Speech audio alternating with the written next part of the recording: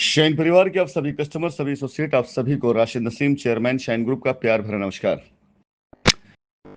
मेरा संदेश उन सभी कस्टमर्स के लिए जो लीगल में नहीं गए हैं और अभी तक जिनके डॉक्यूमेंट्स जमा नहीं हो पाए किसी भी कारण से।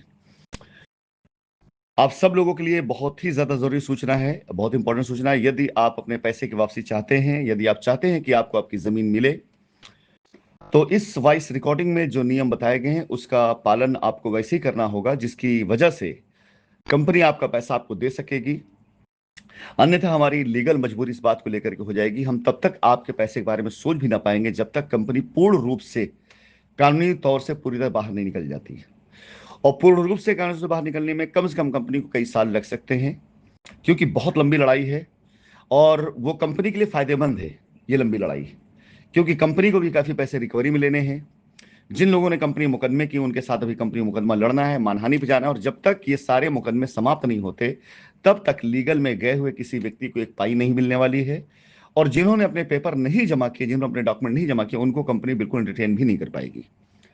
कंपनी सिर्फ उन कस्टमर को एंटरटेन करेगी जिनके डॉक्यूमेंट, जिनके पेपर कंपनी के पास पहुंच चुके होंगे,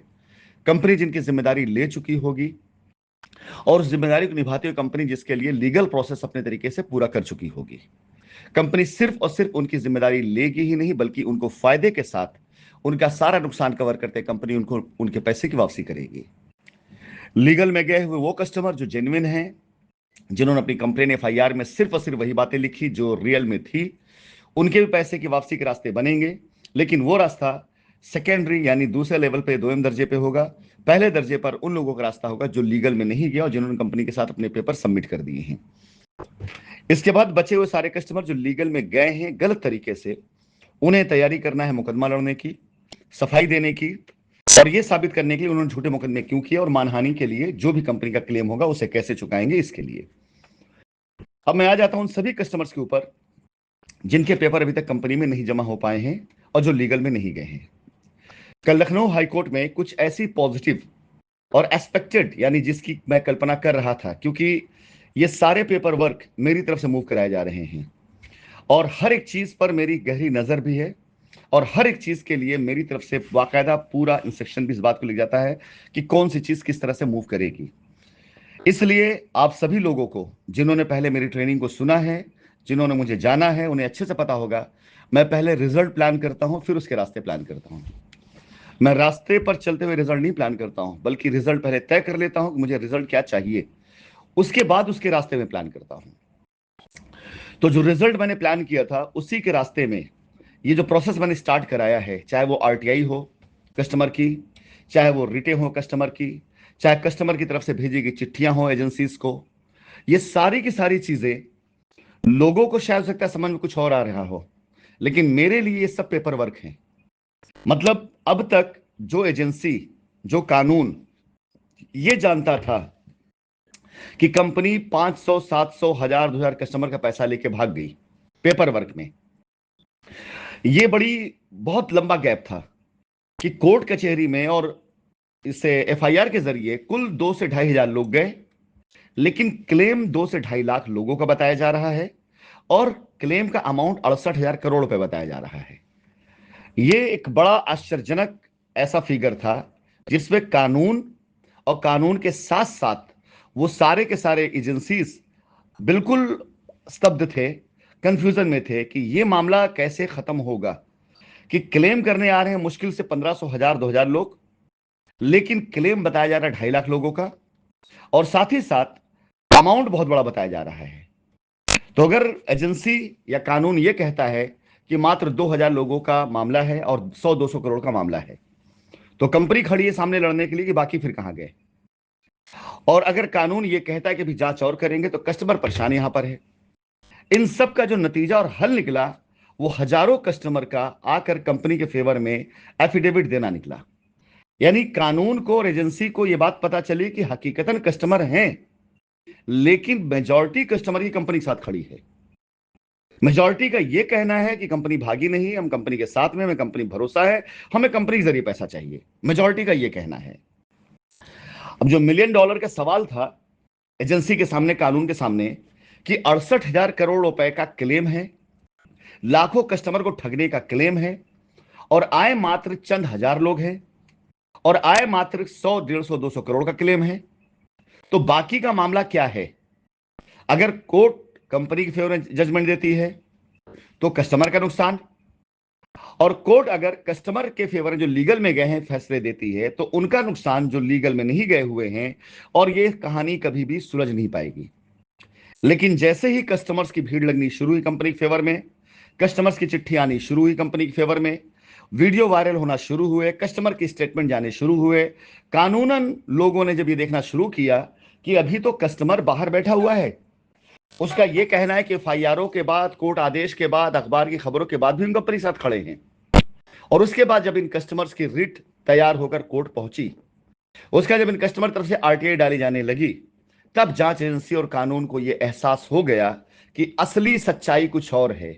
2.5 लाख कस्टमर हैं, लेकिन 2.5 लाख कस्टमर में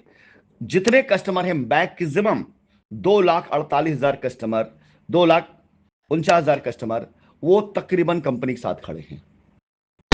जब यह सच्चाई कोर्ट के सामने आ गई, कानून के सामने आ गई, एजेंसी के सामने आ गई, तो मैं आपको आज एक बात बता दूं कानून की, आज से नहीं कई सालों से मेरा तजुर्बा है।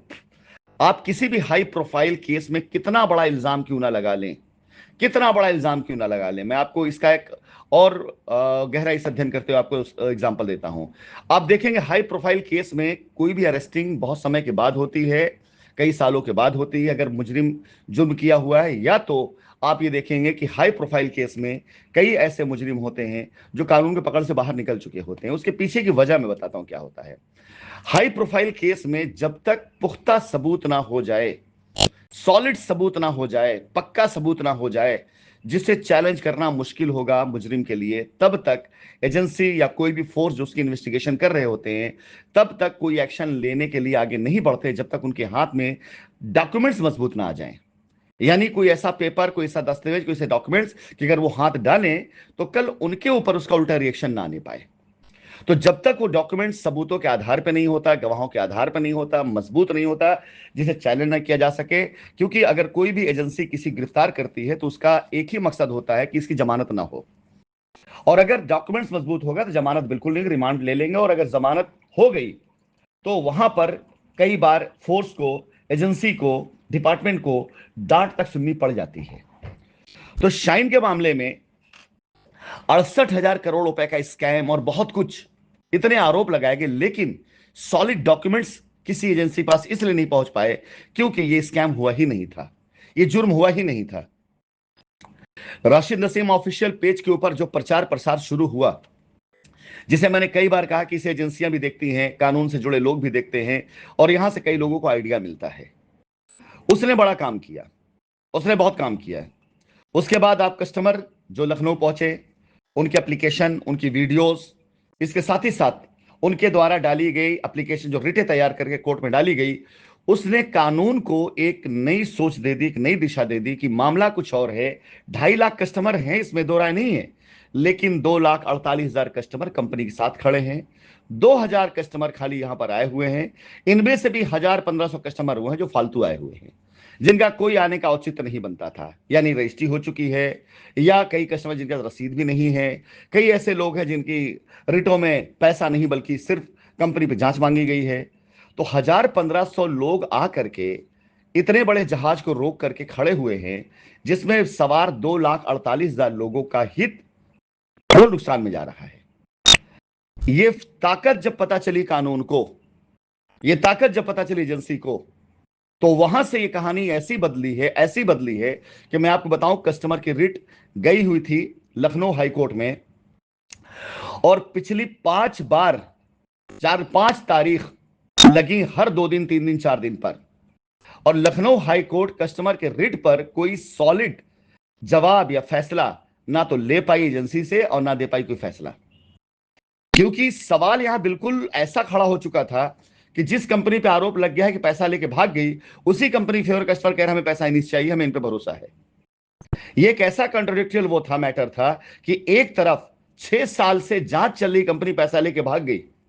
स्पेशल कोर्ट में लोग जा रहे हैं वहां पर, और एक तरफ हजारों लोग आकर यहां खड़े हैं कि भाई साहब कंपनी पैसा लेके नहीं भागी है, हम कंपनी साथ, हमें भरोसा कंपनी ऊपर है। अब अगर लखनऊ हाईकोर्ट ये जजमेंट दे देती है कि बिल्कुल आप जाइए पैसा ले लीजिए, तो सारे पुराने जजमेंट वो खारिज हो जाएंगे और जजमेंट कुछ ना कुछ तुमको देना ही देना है। ये भी नहीं कर सकते कि नहीं हम आपको अलाउ नहीं करें, क्योंकि कानून ये कहता है, कॉन्स्टिट्यूशन ये राइट देता है कंपनी को और कस्टमर को कि आपस समझौता कर सकें। कंपनी देना चाहती है, कस्टमर लेना चाहता है, कानून इसका वो देता है। तो कानून की किताबों में जो लिखी धारा है उससे बाहर तो ना तो कोई जा सकता है। अब ये जो धर्म संकट कानून के सामने आकर खड़ा हुआ, इस धर्म संकट ने जिस तरह से कंपनी को और कंपनी के साथ खड़े कस्टमर को सेव किया, सुरक्षित किया, वो अपने आप में तारीफ के लायक है, मिसाल देने के लायक है। और कल लखनऊ हाई कोर्ट की तरफ से जो एक डायरेक्शन दिया गया है, उस डायरेक्शन के तहत मैं इस बात को अब गारंटी के साथ कह सकता हूं, समझ सकता हूं, जान सकता हूं कि वो सारे सारे कस्टमर सुरक्षित हो गए जो कंपनी साथ खड़े हैं। क्योंकि अगर कहीं कोई निगेटिव मैटर होता तो कोई निगेटिव फैसला आता, जो हो ही नहीं सकता कि निगेटिव आवाज आए, क्योंकि सुप्रीम कोर्ट के इन्वॉल्व हो जाने के बाद तो मामला और ज्यादा संवेदनशील हो चुका है। तो यह मामला किसी भी हाल में अब पूरी तरह से कंपनी के हाथ में है, कंपनी के फेवर में है, वो भी सिर्फ आप कस्टमर की वजह से जो कंपनी के साथ खड़े हुए। इसके लिए वाकई आप धन्यवाद के पात्र हैं। और मैं वादा करता हूं कि जितने लोग का पेपर अब तक आ चुका है, जिनके पेपर जमा हो चुके हैं, वो सारे लोग बिल्कुल निश्चिंत हो जाएं। मैं अपनी दी गई समय सीमा के अंदर आपकी लायबिलिटी खत्म करूंगा और आपको बिल्कुल लायबिलिटी फ्री करूंगा, ये मेरा आपसे वादा है। साथ ही साथ ये जो मुहिम चलाई जा रही है मेल के द्वारा आप पेपर मंगाने का, ये मेरा प्रयास है कि शाइन का कोई भी कस्टमर ना बचे। हमारे पास जितने भी कस्टमर है हमारी बुक में, वो सारे सारे कस्टमर की डिटेल लेकर हम कोर्ट के अंदर पहुंचे। लेकिन हमारी मजबूरी और जरूरत दोनों ये है कि जब तक आपका पेपर हमारे पास नहीं आएगा, हम आपको as a legal customer court में उस रूप में नहीं खड़ा कर पाएंगे जिस रूप में हम आपका पैसा जल्द से जल्द देना चाहते हैं। बाहर के कस्टमर आप माने जाएंगे, और ये तभी पॉसिबल आपको पैसा मिल पाना जब कंपनी पूरी तरीके से लीगली बाहर निकल जाएगी। और लीगल में ले जाने वाला मैं हूं, कंपनी को इतनी जल्दी बाहर नहीं निकलने दूंगा। क्योंकि जब तक वो सारे कस्टमर जिन्होंने कंपनी पे झूठी एफआईआर कराई हैं उनके ऊपर कार्रवाई ना करा दी जाए, जब तक वो सारे कस्टमर जिन्होंने कंपनी के साथ में एफआईआर करके खिलवाड़ किया उनके साथ कार्रवाई ना करा दी जाए, वो सारे एसोसिएट जिन्होंने कंपनी के नाम पर पैसे वसूले और फिर कंपनी में एफआईआर के लिए कस्टमर को उकसाया, भड़काया, रिटों में गए, उन्हें जब तक जेल न करा दी जाए, जब तक ऐसे सारे तत्व जिन्होंने कंपनी की जमीन को हड़प करके अपने नाम अपने नाम कराया, जब तक उनके खिलाफ कार्रवाई न करा दी जाए, यह मुकदमा नहीं खत्म होने वाला है। इसके बाद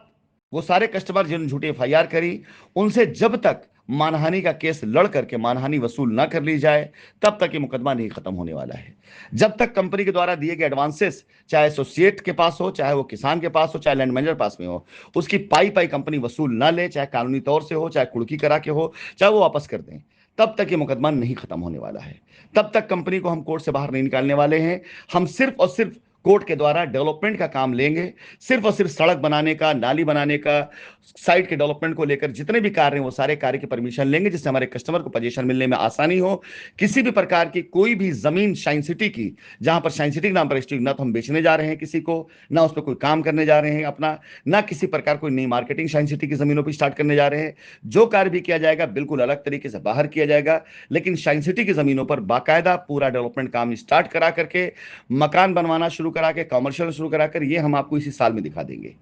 फिलहाल अपनी ईमेल के द्वारा आप नहीं आ सकते हैं लखनऊ, आप मेल करें